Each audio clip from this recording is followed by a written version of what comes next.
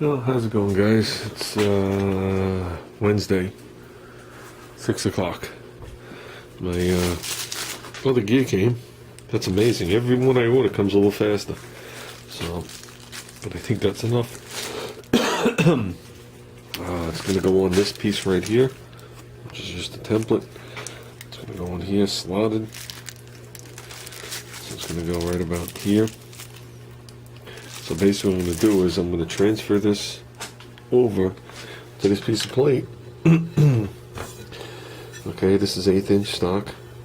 Okay, this is actually the side of a frame rail, so a 42 International truck that I got the front end out of for the wagon. So it obviously had the returns on it and the shackle mounted to it somewhere on here. So what I'm going to do right now is I'm going to open up this hole to 5/8. Then I'm going to put this thing on there and trace it, and I'll bring it to work tomorrow and cut it out and make it all pretty. And we're good with that for now. Then after I drill that, we got to clean up the mess before we even move an inch further. Can't work like this. And I picked up a couple of jigsaw blades, Harbor Freight Specials. And I want to actually start working on this, but I figure what I'm going to do is I'm only going to cut the front and the back. Okay, I'll pull the plugs out and the bolts. I'm going to slide it back this way and put that exhaust back on, bring it forward, and as if you were doing a wall outlet, I want to run some lines to where I'm going to make the notch. And chances are I'm probably going to do the first part of the notch with a hole saw, unibit, and then just do it like that, and then some hand file work. So, and Street Rod 100 was talking about putting the plate on here. I think he was talking about this plate because he hadn't seen the other plate yet. Talking about how it's going to inhibit the cooling of the engine.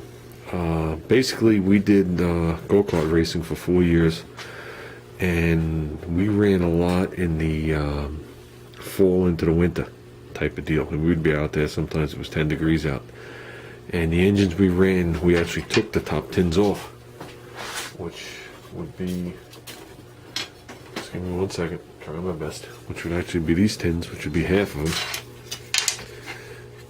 them. Basically what you have is the air gets sucked in or drawn in the center. It gets blown over the top of the cover, across the fins and out. You feel it blow straight out here, and it comes around the cylinder and blows out. That's why that little square is there.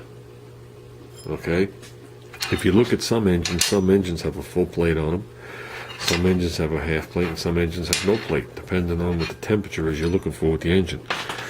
When we ran in the winter, we removed this plate to try and get a little more heat in the engine. Okay, and when we would start off in the morning, we would have part of these holes would be on Junior's cover, which is too hard to see, but a cover like this, we would start to duct tape these holes closed. Now, it wasn't the ideal way. It brought the cylinder temperature up because you limited the air, but you also put the cover into a vacuum because it was trying to draw the air in and it couldn't. So, and as the day went on, you would see us to take the tape off because we would measure the cylinder head temperature. And so, contrary to what we were talking about, this will actually bring the temperature down because the air will come up out of here and have to blow across all the fins. Okay, it's definitely not going to make it run any hotter. It's going to allow the air to run through all the slots. So, which is fine because these engines are designed to run 3600, not 5000, 5500, 6000, 6500, 7000, or in the case of some of these other ones, 7500. I know with the mini bike, the other mini bike, when I used to tool around with it with the gas motor, this blowing off here onto my leg with my shorts on would get really hot. And then when I'd come to a stop, the heat coming off here would be unbelievable. And then the motor would cool down. When we switched over to the methanol engine, the air is definitely cooler because the charge going in is cooler. And I'm sure the jetting is a little off, causing it to be cooler. But yeah, so this definitely isn't gonna make it run any hotter. So actually it's going to probably make it look cooler. But well, with that said, let's get cleaning and working, and we'll drill this hole and we'll clean up and all sorts of good things. Okay, before I go any further with this, I would just like to thank Ruben.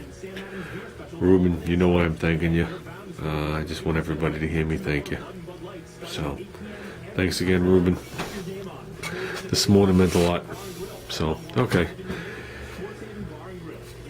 The head gasket on this thing is square, meaning I could take the gasket this way or this way. Can't flip it this way, but it doesn't matter if it's on this way or this way, which is good, because that means these two bolts here are the same as these two bolts, which allowed me to put it back on, but spaced towards me. Okay, and look at this, I had this notched out. I didn't just do that. That's from taking the other piece out. Now what that's going to allow me to do is come in here with a square, go straight, like this. Okay, and it's going to allow me to trace the lines of where this intake is, straight down. I'll draw them all the way down. Then I'll have to determine how far in it's going to be, and I'll go in there with a unibit and make my half circle, and I'll cut it out. And hopefully we can get it pretty straight. So, okay guys, this is what I did. I have to determine how far over this plate's going to slide, so we're using this hole instead of this hole. So basically I took the linear calibers and went to the upper edge of that hole to the bottom edge of that hole, which would be the same as mid. Went up to the pipe, put a line here. Now that's going to be the back side of it. Okay. Then what I did was I figured out how thick that pipe was, divided it in half and put a line here and then centered it. So if I do this right, I should have a smidgen here, and this thing should just slide in.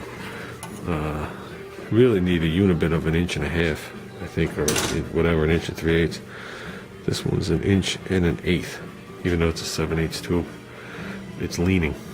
So let's see what we can do. If not, if this doesn't cut it, because that's all I have. If this doesn't cut it, I'm gonna have to freehand with a jigsaw. So let's see what we got. Almost. Just touching a hand. Look how close I got it back there.